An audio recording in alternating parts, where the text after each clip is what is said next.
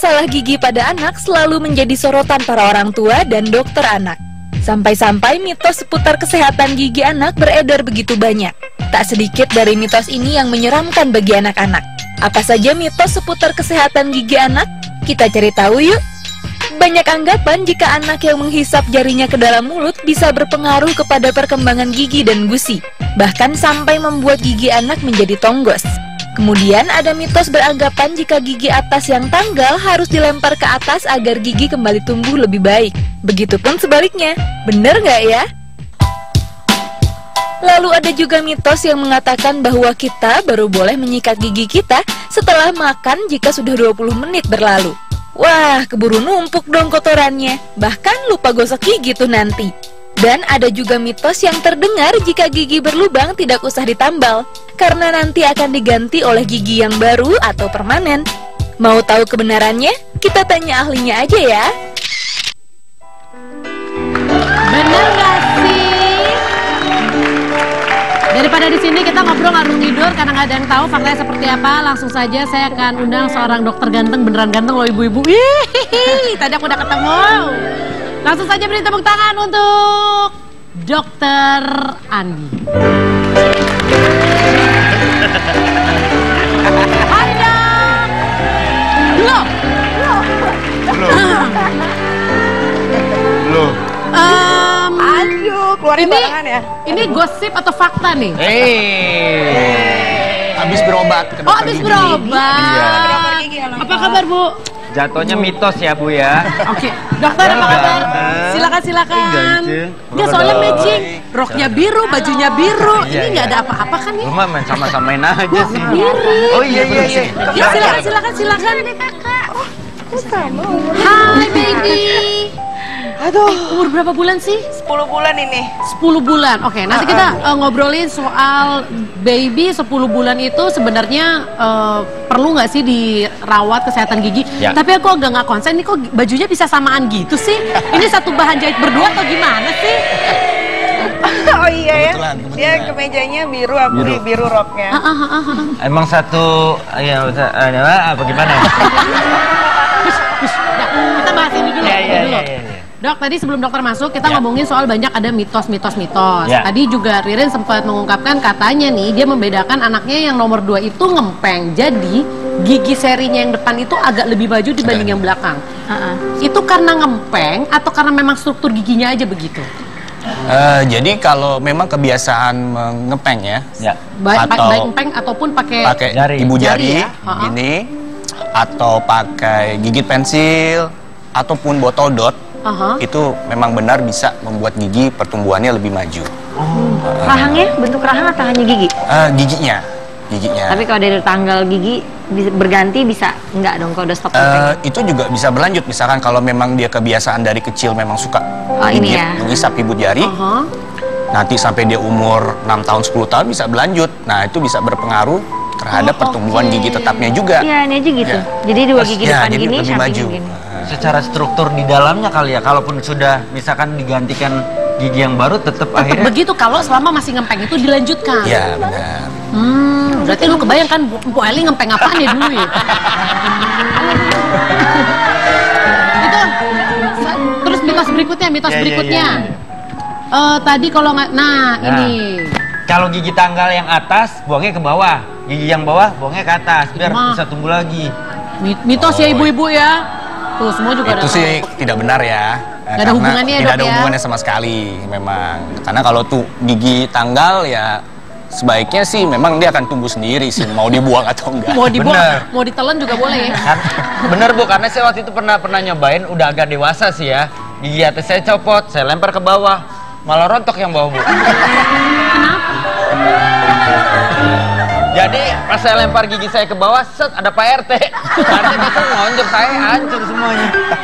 Berikut mitosnya adalah, nah ini yang paling sering dilakukan. Bila gigi anak berlubang tidak perlu ditambal. Ya emang ban apa ditambal ya? Karena nanti akan diganti oleh gigi tetap atau permanen. Itu apa Dok? Ini juga salah ya. Ini sangat bahaya nih kalau dipercayai mitosnya, karena gigi anak yang berlubang atau gigi sulung atau gigi susunya jika tidak ditambal lama-kelamaan lubangnya bisa lebih dalam, nanti bisa terjadi infeksi. Kan kalau misalkan gigi susunya copot, udah kelar. Nah, justru dengan adanya infeksi itu akan mempengaruhi benih gigi tetapnya yang ada di bawahnya. Oh, kita semua gitu. Oh, kita pikir kalau dicabut udah kelar ya Bu ya? Iya. Jadi jangan tunggu sampai lubangnya besar, sebaik mungkin dari usia dini langsung. Kalau ada lubang kecil langsung ditambah. Kalau udah terlanjur besar dok, diapain? Padahal kita tahu ini gigi susu. Kalau udah terlanjur besar ya mau nggak mau harus dilakukan perawatan nantinya oleh dokter gigi. Nggak usah langsung, nggak boleh langsung dicabut aja kalau nggak. Jadi kalau bisa sebisa mungkin pencabutan pada anak kecil tuh dihindari. Karena kalau kita cabut lebih awal atau secara dini, takutnya nanti gigi tetapnya nggak bisa keluar karena nggak ada ruangan. Sudah bergeser gigi sebelahnya. Baru tahu. Ya. Tuh. Jadi pencabutan itu juga harus sesuai dengan usianya. Apa memang perlu atau tidak. Emang ada batasan umur minimal dok? Kita sesuaikan dengan usia pertumbuhan giginya. Jadi gigi susunya keluar pada saat umur berapa, gigi tetapnya akan keluar pada saat umur berapa, itu pengaruh terhadap tindakan yang harus kita lakukan. Oke. Jadi nggak boleh sembarangan ya? Tidak boleh sembarangan. Kita pikir karena yang namanya anak-anak nanti bakalan tumbuh lagi, Jadi tadi dokter menjelaskan kalau misalkan dicabutnya terlalu cepat, ini rongga yang kosong ini bisa diisi sama gigi sebelah-sebelahnya. Betul. Kegeser gitu mereka. Ya, itulah yang menyebabkan kadang-kadang gigi tetapnya atau gigi dewasanya tumbuhnya tumpang tindih. tumpang tindih atau posisinya miring atau berputar. Nah, itu yang giginya jadi berantakan. Nah, itu salah satu penyebabnya juga bisa seperti itu. Coba kita tanya nih, kita apakah lo aware ternyata masalah sesimpel cabut gigi belum pada waktunya aja bisa sampai menyebabkan segitunya? Soalnya aku juga punya anak yang perempuan pertama kan, dia tuh gigi umur berapa? Sekarang 8 tahun. Jadi dia kebanyakan ngendot, terus sempat jatuh, jadi giginya hitam kan. Nah kata dokter itu suruh dicabut, karena kalau nggak dicabut gigi yang hitamnya itu nanti nggak akan keluar tuh gigi yang aslinya katanya. Jadi akhirnya aku cabut tuh 3 karena hitam-hitam kan. 3 di depan dicabut. Tapi sempat khawatir gitu kan. Tapi pas sudah dicabut, oh ternyata gigi putihnya keluar gitu. Ya. Jadi itu kayak menyumbat, jadi giginya nggak mau keluar gitu. Oke. Dan karena pun yang mungkin menyarankan untuk mencabut juga dokter ya. Jadi mereka sudah tahu kapan waktunya. Karena kalau usia 6 tahun itu memang sudah mulai masanya keluar gigi depan atasnya yang permanennya keluar. Itu kalau gigi suka hitam-hitam itu kenapa itu dok? Iya itu kenapa? Hitam-hitam tuh berarti ada karies. Bukan karena suka ngisep spidol ya dok ya? Nggak ada hubungannya. Celeng dong anak saya ngisep spidol. Lubang gigi sebenarnya. Oh, hitam lubang itu. gigi ya. Jadi jaringan yang telah membusuk giginya. Jadi hitam itu sebenarnya membusuk? Iya, karena produk dari bakteri pada gigi tersebut. Nah, itu harus dibersihkan, harus dibuang. Karena kalau tidak menjalar lebih dalam lagi, lubangnya bisa lebih dalam nantinya. Soalnya aku kecil itu aku yang sangat bermasalah sama gigi. Kamu termasuk yang hitam-hitam? Iya, ada gigi yang hitam, teges, bolong. Aduh, kerjanya bolak-balik ke dokter gigi. Itu aku kecil. Untung gede, baik-baik aja. Iya. Untung begitu udah ganti sama gigi, baik-baik aja. Nah, sekarang kita balik lagi ke mitos berikutnya. Nih, semakin keras dan lama menyikat gigi, semakin bagus. Benar gak dok? Ini juga sebenarnya salah ya mitosnya ya. Jadi sikat gigi itu cukup dengan tekanan yang ringan. Ya, justru nggak boleh terlalu keras. Karena kalau terlalu keras bisa mengikis email atau bisa menyebabkan gusinya naik. Hah, gusi bisa naik? Gimana ceritanya gusi naik dok? Naik itu akan mengekspos yang namanya nanti masalah gigi sensitif. Tunggu, saya nggak kebayang, tapi gusi naik gimana ya ceritanya ya dok ya? Jadi maksudnya gigi kita... Kalau gusi turun si sesar ya? Jadi gusi itu kan menutupi daerah gigi yang sensitif. Nah, kalau bisa kita menggosoknya terlalu keras, ya gusinya nanti akan sedikit terbuka. Nah, terbuka itu menyebabkan masalah gigi sensitif nantinya. Jadi kalau minum dingin, ngilu, makan yang dingin, ngilu. Jadi kalau kita dikit-dikit ngilu, ada kemungkinan kita sikat giginya terlalu keras. Ada kemungkinan. Jadi cukup dengan tekanan ringan saja dan lamanya juga jangan terlalu lama.